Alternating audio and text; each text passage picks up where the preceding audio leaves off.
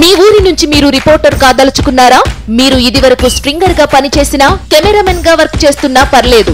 Freelancer గా పనిచేసే chance. రాజకీయాల నుంచి సినిమాల దాకా, లైఫ్ స్టైల్ నుంచి పర్యాటకం వరకు ఎక్కడి నుంచైనా ఏ వార్త అయినా సరే కవర్ చేయవచ్చు. వార్త కొట్టు, క్యాష్ పట్టు.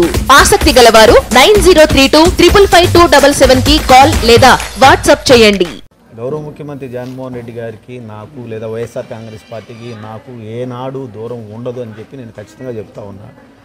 నాకు పంటికి సంబంధించి సర్జరీ జరగటం వల్ల, అదే కాకుండా మా అబ్బాయికి మధ్య వివాహం అవ్వడం, 16 రోజుల పండగకి నేను హైదరాబాద్ వెళ్లాల్సినటువంటి తప్పనిసరి పరిస్థితి వచ్చినప్పుడు నేను హైదరాబాద్ వెళ్ళాను తప్ప, దాన్ని మీడియా ఇష్టం వచ్చినట్లుగా, కొన్ని మీడియాలో ఉండే ఎలక్ట్రానిక్ మీడియా కానివ్వండి, ప్రింట్ మీడియా కానివ్వండి, వాళ్ళు ఇష్టం వచ్చిన రీతిలో చేయటం అని అంటే, నిన్నే జగన్మోహన్ రెడ్డి గారు చెప్పాడు, ప్రతి ఎమ్మెల్యేని క్యారెక్టర్ అసాసినేషన్ చేయడానికి, పార్టీకి ఎమ్మెల్యేకి మధ్య అగాధం పెంచడానికి, అదేవిధంగా ఎమ్మెల్యేకి లేదా కోఆర్డినేటర్కి, ప్రజలకి, కార్యకర్తలకి మధ్య గ్యాప్ పెంచడానికి ఎల్లో మీడియా చేసే కుట్రలు చాలా ఎక్కువగా ఉంటాయని చెప్పి గౌరవ ముఖ్యమంత్రి జగన్మోహన్ రెడ్డి గారు చెప్పినటువంటి మాటను మనం ఎవరు కూడా మర్చిపోవద్దు.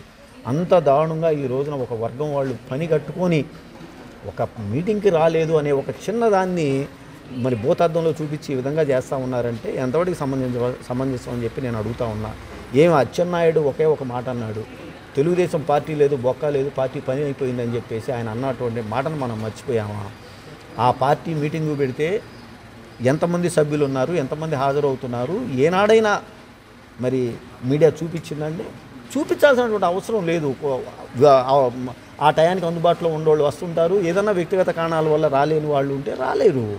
అంతేగాని నువ్వు ఈ మీటింగ్ ఎందుకు రాలేదు, నీకు ఆయనకి మధ్య ఏం గ్యాప్ వచ్చింది, నీకు పార్టీకి ఏ మధ్య గ్యాప్ వచ్చిందని ఎవరైనా అచ్చెన్నాయుడిని కానివ్వండి, లేదంటే చంద్రబాబు నాయుడిని కానివ్వండి, లోకేష్ని కానీ అడిగారా చెప్పండి?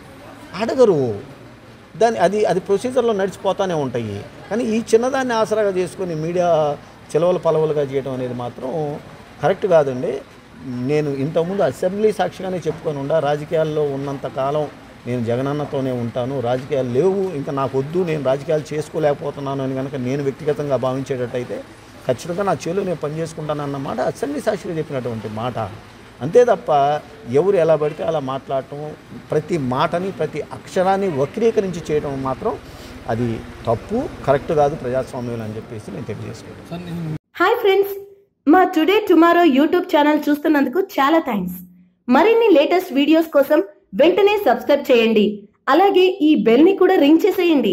మా నోటిఫికేషన్స్ అన్ని మీ మొబైల్లో వస్తాయి. అలాగే మా వీడియోస్ మీకు నచ్చితే లైక్ చేయండి, షేర్ చేయండి, నచ్చకపోతే కామెంట్ చేయండి.